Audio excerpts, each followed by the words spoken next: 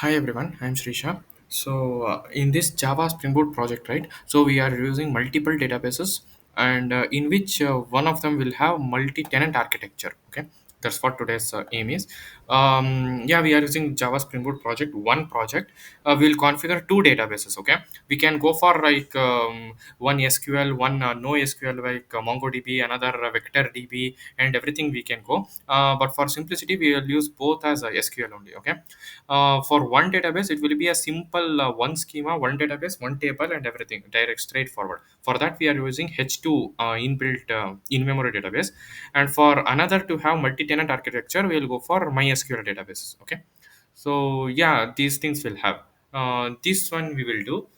For that, yeah, we can go for this spring boot thing, sts. Okay, click on file, new project, maven project, and yeah, everything. So what we can do is, like I have already built, we will go through the program flow. We can add the dependencies. Okay, one is mysql, and another is h2 database. Okay, these things we can add, and we can add hibernate, spring data jpa, and everything. Okay, all these dependencies we should add with. Okay, that will be in this thing. And in application.properties file we should configure for both um, the h2 database and mysql database as well. Okay, for both we should configure. So how actually database connection happens in spring boot, right? If you know this, if you're from core java background, we know this jdbc, right? So here we should have this url where the database is located. I mean the uh, domain name, like IP address and port number, and which schema we should connect. So all these things will be a part of URL, and username and password and everything. So then for name, class dot for name, connection, prepared statement, result set, execute, and all these things we have. So this is for just only one entry to in the database. So what if we have bulk database, bulk? So we have framework in Hibernate or JPS Spring Boot, right? So for that we it is divided into three parts. Like we need all three parts. One is data source, entity manager factory, and transaction manager. Okay, data source will take care of connection to the particular database, like IP address, local host, or whatever it is, port number, which database or which schema to connect. So connection part will be taken care by data source, and entity manager will be is to map the particular java to the sql. Okay, say for example you have student, okay, student class will have so many objects. Student class will have so many fields, like name of the student, email address of the student, and everything. So how that will be mapped to sql? The class name will become the table name of the in the sql. Okay, so class student will be the table name student in sql, and the field name, right, as name of the student, email address of the student, that will be the columns in the sql. And the name of the student, like aditya, hari, vishnu, krishna, ram, all these things will be the values, like particular rows of that particular columns. Okay, so that's how it will map. Name of the class will be the name of the table, name of the fields will be the column names, and the values of the fields, like name, email address, and everything will be the particular row value corresponding to that column. Okay, that will be taken care by entity manager. And transaction manager is to update the table, like if I want to change the email address, or if I want to delete or something, those things will be taken care by transaction manager. So these three are necessary. So how many databases are there? That many data source, entity manager factory, and transaction manager should be there in our java spring boot app. So these the number of data sources will be equal to the number of database which we are using in the project. Okay, so since we are using two, right, we need two data sources. One is for mysql and another is for this h2. Okay, we'll come to this mysql later, since we are using multi-tenant. We'll see how h2 can be configured. Okay, for h2 configuration, yeah, h2 is an inbuilt database. Okay, for this we are using this jdbc url. Okay, jdbc h2 file and dot slash test db. Okay, if you go, this is a project. Okay, this is a project folder. Okay, if I refresh it, I don't have any data named folder named data. But here I have given, what happens is, whenever the Spring Boot sees these dependencies, right, H2 or MySQL or whatever it is, so whenever that sees, internally, the application looks for this data source. This will be happening internally. Okay, this will look for data source entity manager, which have been configured. Okay, that will automatically search it. Okay, so what happens is, this dot slash data and test db means, go to this project folder and see if the data and database exist. Okay, that is its meaning. And this is the driver name, and username password I'm not setting anything. And yeah, ddl auto update means, so hibernate ddl auto update. So update means it see if the database exists. If it is not existed, then create one, or a table, create a table. Okay, if it is not there, create a table.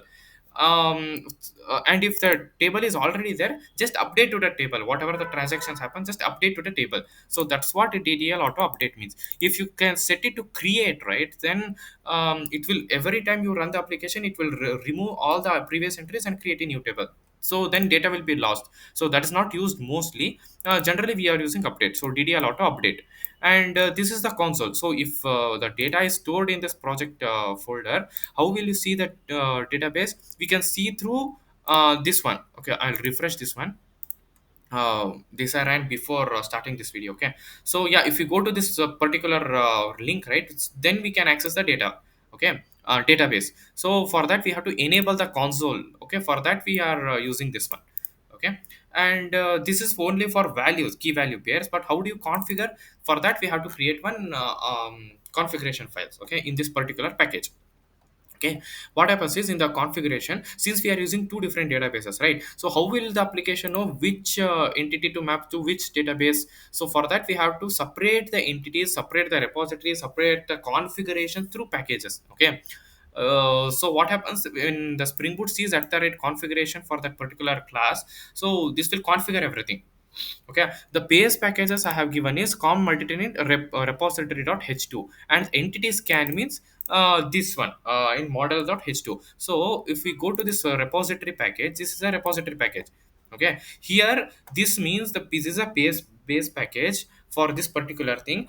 Scan all the files within this package for this particular h2. Okay, if I go here, we have one repository. This will be the interface, and here I have one entity class. Okay, at the rate entity. So person is the class name. So person will be the table name in the h2, and name and contact will be the column name, and yeah, values of this will be the rows. Okay, that's how it will map.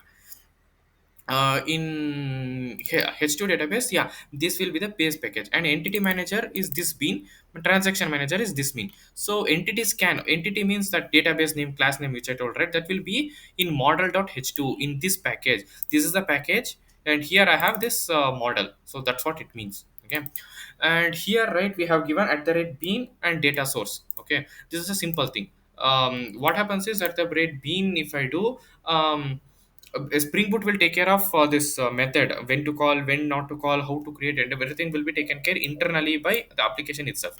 Okay, this will give me the data source, and this data source will be used by this entity manager. Okay, this data source will be used here to create one entity manager. Okay, so this will be almost default. So we are telling hibernate this auto update, which I told, right, ddl auto update. We are telling here, and yeah, everything. So this will give me entity manager, and this entity manager, see, this is the entity manager of this name. Okay, and this name will be used here. Okay, to create transaction manager. So we got transaction manager. Okay, what happens is, when yeah, and this is the main class Spring Boot application, and I don't want an empty database. Okay, as soon as the Spring Boot runs, I am creating one person, this entity. Okay, this entity itself. Okay, and I'm just putting some test user for some contact number and saving it.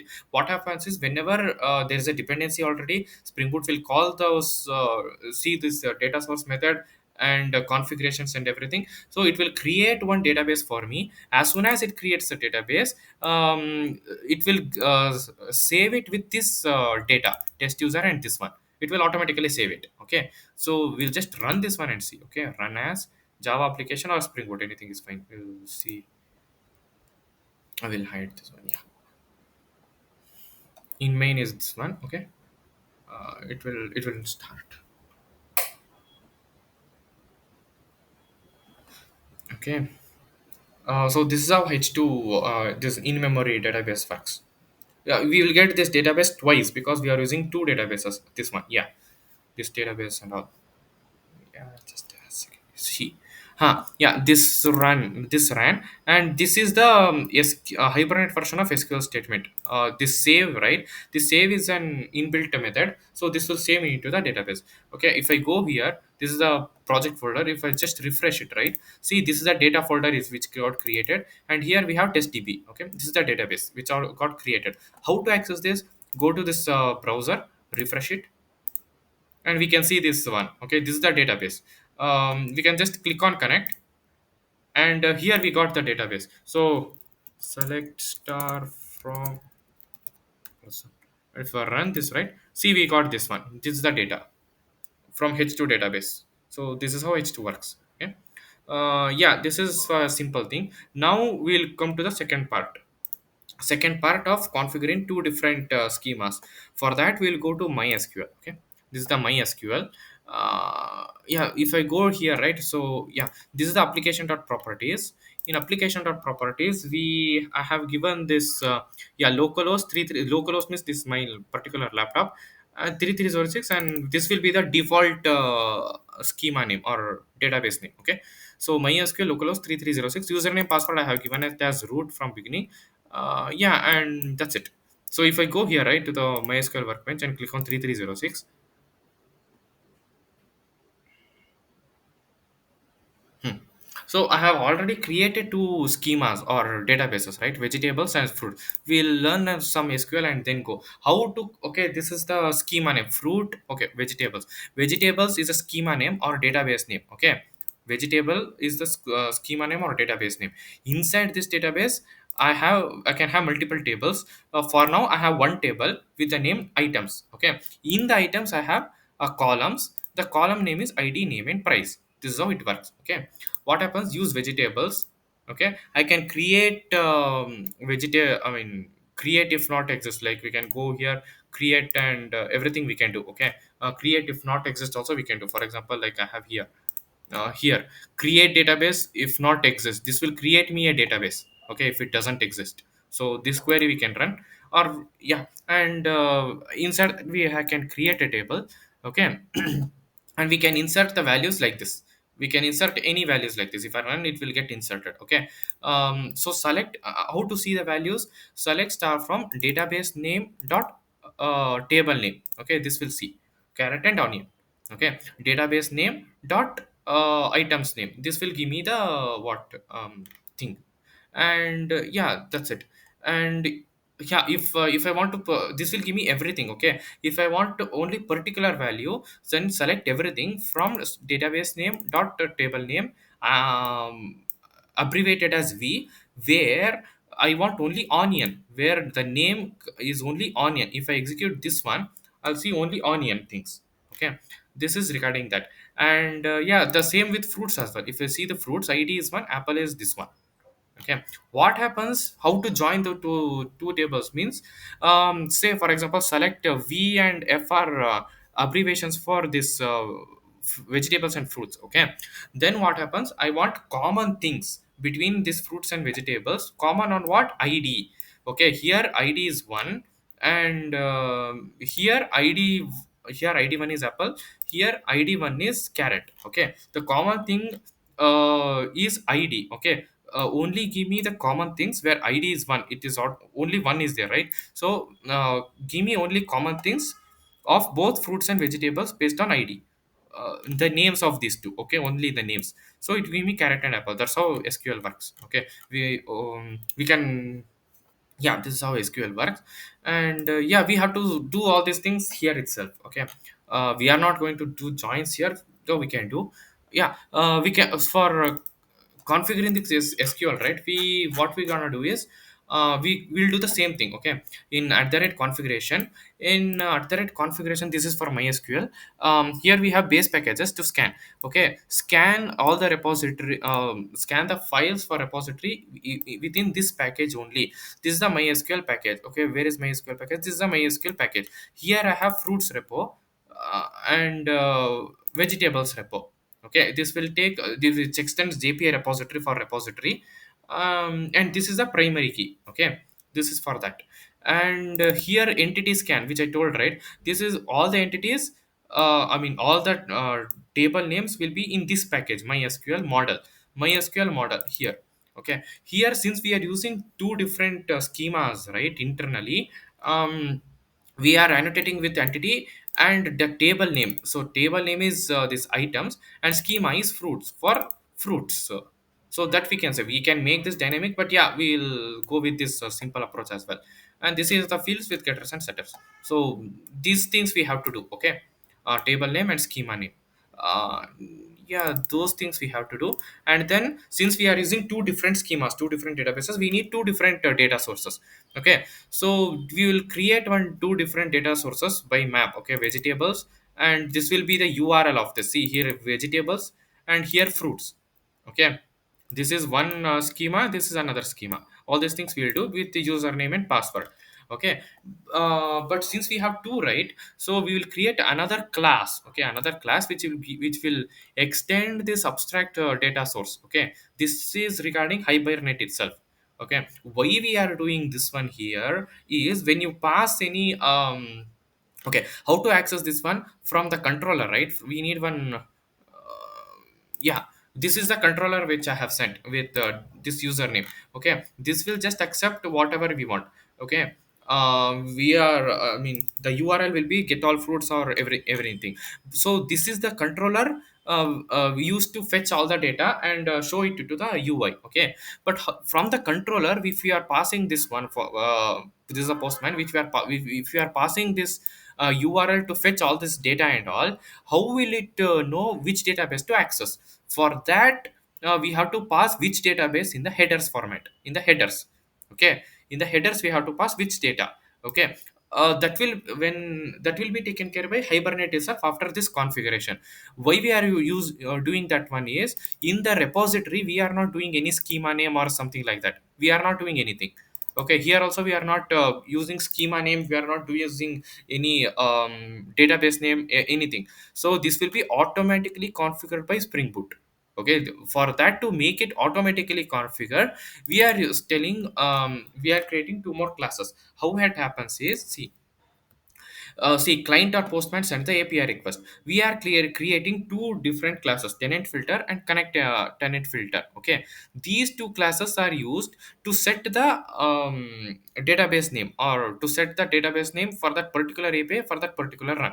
Okay, tenant filter and current identifier filter. What it is there? First, the request comes here. Any request will come here at the first. Okay, any request will come here at the first. Okay, this extends this one, this class, all these things will be called by Hibernate internally. Okay, so this is a request. So I will take the header of the request by the name, by the key of this one. This should be the key in the headers.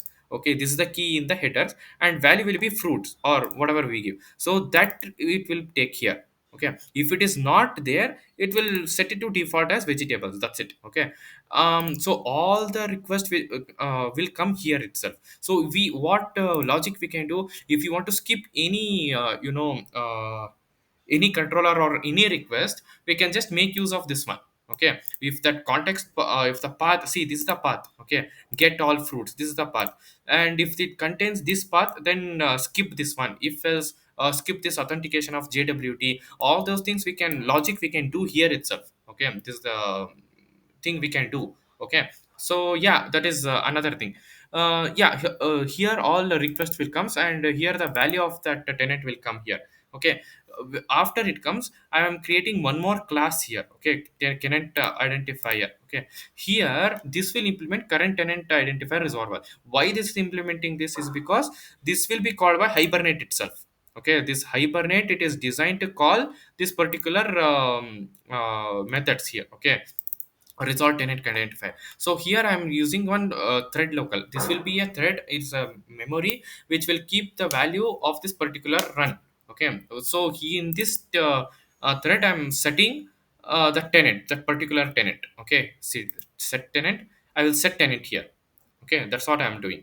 And this will be the override method which from hibernate it will be called for that particular API when it hits. Okay, yeah. So these are the two different classes. Tenant filter, here I'm getting all the API details like which is what is the header and all. Here I can skip any authentication or set to default schema name if it is from the specific path. All those logic I can do, custom logic I can do here. And yeah, this is for tenant. And in this class current tenant identifier, I am just like setting the tenant and getting the tenant. Okay, this is a setter method, this is a getter method. This getter method will be called by hibernate internally. Okay, this getter method, this will be called by hibernate. As I told here, this will be called by hibernate itself, which returns tenant ID or tenant name, right?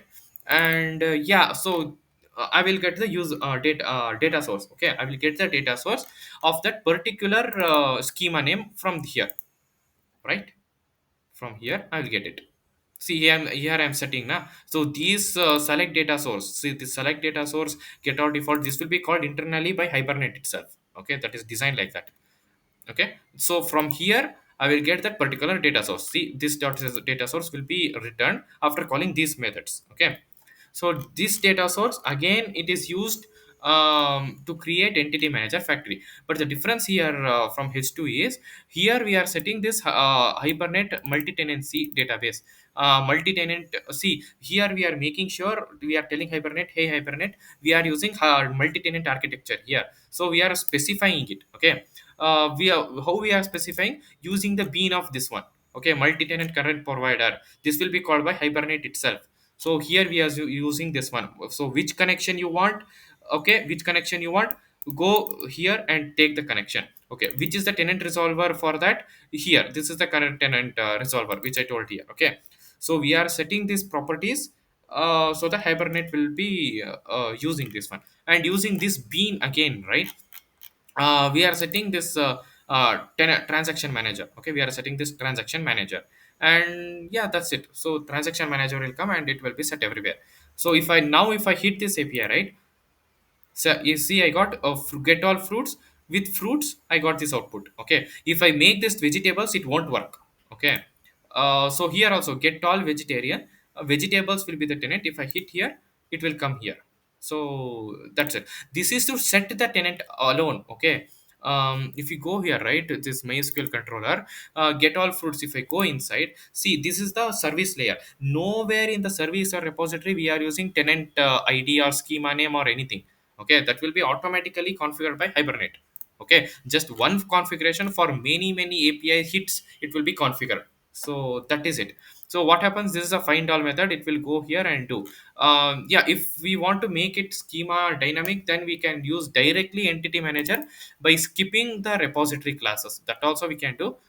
Yeah, or we can use custom queries as this one, right? This can be used in custom query as well. That also can be used. I think I had showed in my previous thing. um, I'll see if it exists. Okay.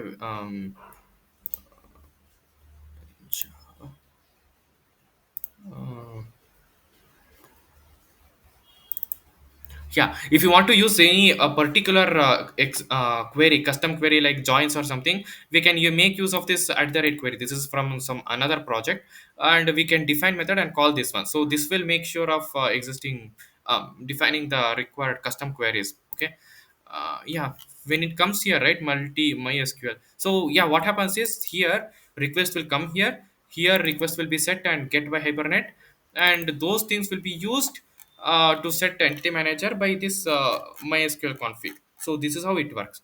Now this will be a configuration part. And yeah, this will be general service where so this find all method is an inbuilt method. It will give me everything in the database. Okay, and then I'm using object mapper to convert all these things to a JSON format and returning the object mapper itself.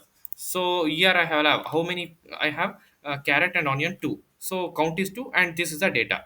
So how it is coming? See, count I have already put here. Count list dot size. So here I will get everything. Okay. The size of the list means the count of the data, and data I'll just map it to JSON node. I mean JSON node means like it's JSON itself, and I will return that response. Okay. And return that response to the controller, MySQL controller, and it will come here. So yeah, this is how it works, everything. Okay. And yeah, and this is one thing, and just to add on, right? How can there is something called exception handling. Okay. I have to somewhere, just a second, I'll show it. How to create exceptions, like custom exceptions and all. Okay. This is the exception, right? So one class we can create which extends runtime exceptions. Okay. And this will be the super method, I mean the constructor of this one. And we can create one class global exception handler which annotated with controller advice. Okay. And this will, any if there are any error on any exception, first this class annotated with the controller advice comes, and we can define any our own exception with that this exception handler. And this will take which class we can create multiple classes like that. So if there are any errors, right? So these things will come. For example, if I do this one like fruits or something, this won't work. Okay. As a now, because using this one fruits, we are getting fruits itself. So all these things will, oh yeah, this is working, sorry. Oh my bad. So this is working because of automatic configuration. Okay. Automatic configuration. See this tenant set for fruits, all these things will come. Say for example, I'm giving some dd, this will not work because this doesn't exist itself. For not for not sound, because this url path does not exist, right? So it will not work. This will be handled from the front end itself. This is for any backend related only controller advice. This is for backend. Any exception which is not caught by the trycast block globally will be caught here. So this is can be used. Yeah, I think, yeah, this is, thank you very much. Okay.